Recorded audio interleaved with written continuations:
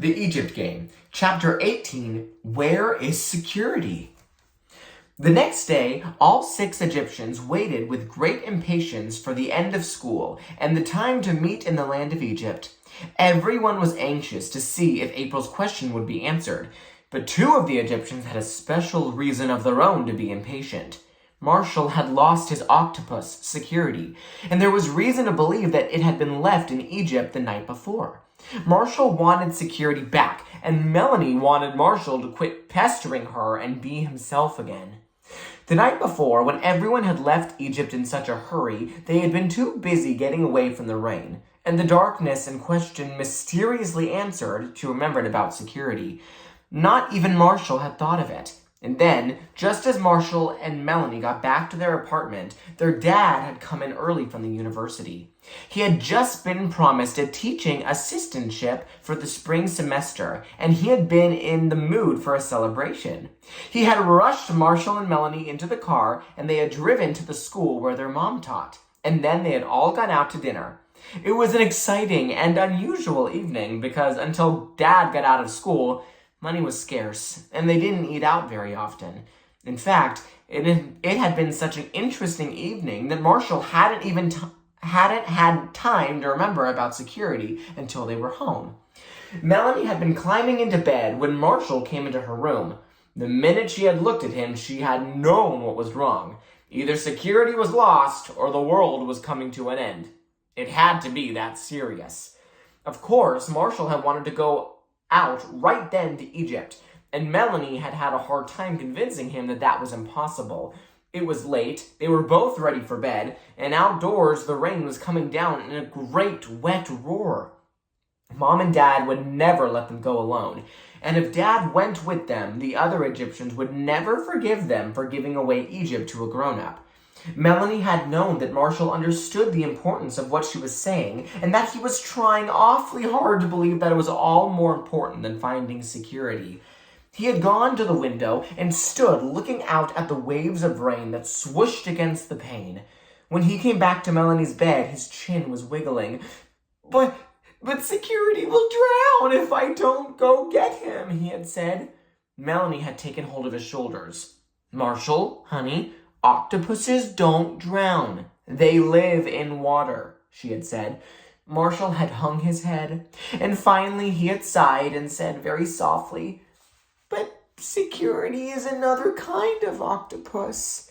But just then, Melanie had thought of something that helped. "You know what? I'll bet you didn't leave Security in Egypt at all. Now that I think about it, I don't remember seeing him there today. I'll bet you left him at nursery school. I'll bet he's safe and sound in the playroom at nursery school, and you can get him in the morning when you get to school." Then Melanie had taken Marshall back to his bed and tucked him in. She wasn't at all sure that she believed Security was at the nursery school, and she knew that Marshall didn't either. But they both tried to believe it as hard as they could. In the morning, it had still been pouring down rain when it was time to go to school, and Melanie's dad had insisted on taking everyone to school in his car on his way to the university. So there had been no chance to check to see if Security really was in the land of Egypt. And, just as they both had feared, he had not been at the nursery school. So there had been nothing they could do but wait for school to be over and the time for Egypt to come. Fortunately, it had stopped raining during the day, although the sun never came out. But when the time finally came and all 6 Egyptians squeezed back through the fence into Egypt, Security wasn't there either. The storage yard was wet and muddy and bare. Inside the temple, things were damp and messy from the wind-blown rain. Ashes and paper were blown around, and some plastic flowers had fallen off the bird bath. But there was no sign of Security anywhere. That day, Marshall wouldn't even take part in the ceremony. He just sat on a box against the fence and watched with big, sad eyes. Everybody tried to talk to him and cheer him up, but he wouldn't answer. Looking at him, the others remembered with a feeling of shock that he was awfully little. He usually seemed bigger. Somehow, no one felt very enthusiastic about starting the ceremony, without really knowing why. It was almost as if they were a little bit afraid of finding out whether there was any mysterious writing on the slip of paper that still hung damply limp from Thoth's beak. But at last, Melanie, whose turn it was to be high priestess, got things going. She did pretty much what April had done the day before, until she got to the part where she took the slip of paper out of Thoth's beak and read it. On one side was April's question, just what Melanie had thought it would be. When will I go home again? And on the other side, Melanie looked up at the other Egyptians with wide eyes, and then she turned and looked long and hard at Thoth. Finally, she walked right out of the temple, threw the paper on the ground, and said, I think we just better stop playing this awful game. Everyone crowded around, grabbing for the paper and asking questions. As it went the rounds, it left a lot of startled faces behind it. The back of the paper, which they all knew had been clean and blank when they had left Egypt the night before, was now covered with writing. In the same small, wavering hand that had answered Ken's question, the oracle had written, the best thing we can do is to make wherever we're lost in look as much like home as we can. Again, no one had seen the words being written. Again, what they said didn't sound like anything that a kid would make up. Something very strange was going on. As one person, the 5 biggest Egyptians turned and looked at their temple. There on the left was the altar to Set that they had built themselves from nothing but an old egg crate, and on top of it was the made-by-hand statue of Set, looking a little more sunken and slimy than usual from the blowing rain of the night before.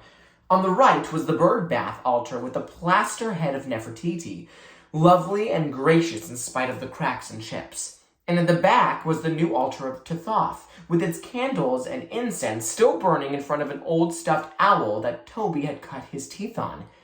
It had only been a game. Of course, it had been a very special one, more serious and important and mysterious than most, and a lot more fun. And there had been times when it had seemed to have a mysterious sort of reality about it. But no one had believed, when you came right down to it, that it was anything more than a game. At least, no one had until today. I think Ross is right, Ken said suddenly. I told you guys before there was something kooky about this whole thing. He grinned at Toby. How about it, Tobe? You ready to go back to basketball? Toby shrugged. I think you guys are a bunch of chickens, he said. Just when things get good and something really exciting starts happening, you want to cop out. What I want to know is, if you don't like a little excitement, why'd you start fooling around with stuff like Egyptian gods and ancient magic in the first place? Look, wise guy, April said, it just so happens that I didn't say I wanted to cop out. And if you're so crazy about excitement, why don't you go jump off the bridge or something? That ought to be exciting enough to suit you. It just so happens that some people think there's a such thing as too much excitement. Toby grinned at April in a way that said he wasn't looking for a fight. I'm not arguing, he said. If everyone wants to split, it's all right by me. Let's just forget— No! Marshall said suddenly in a loud, clear voice. It was the first thing he'd said since he found out that security definitely wasn't in Egypt. No! Marshall got off his box and came over to where the rest of them were standing. His chin was up, and he was looking much more like himself. Let's not stop. Let's not stop till I ask a question. I'm going to ask about security. Everybody tried to talk him out of it. April and Melanie and Elizabeth all tried because they could see how hard he was going to take it if the oracle didn't come through. And for some reason, Toby tried hardest of all. He squatted down by Marshall and talked to him a long time about how he didn't think that was the kind of question that oracles answered.